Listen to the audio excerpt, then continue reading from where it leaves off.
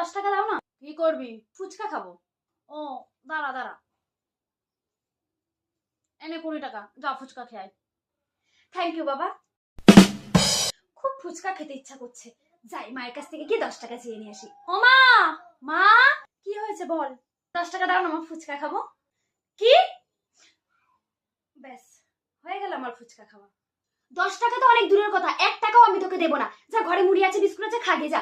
নাটক পেয়ে নিয়েছে, প্রত্যেকদিন ওরা কিছু না কিছু খেতে ইচ্ছা করবে, ওনাকে 10 টাকা করে দিতে হবে। টাকা কি গাছে ধরে নাকি যে তুই চাইবি আমি গাছ থেকে পেরে তোকে দিয়ে দেবো? একটা টাকা রাখার উপায় নেই। বাপ আর বেটিটা মিলে আমার টাকাগুলো একেবারে ধ্বংস করে দিল।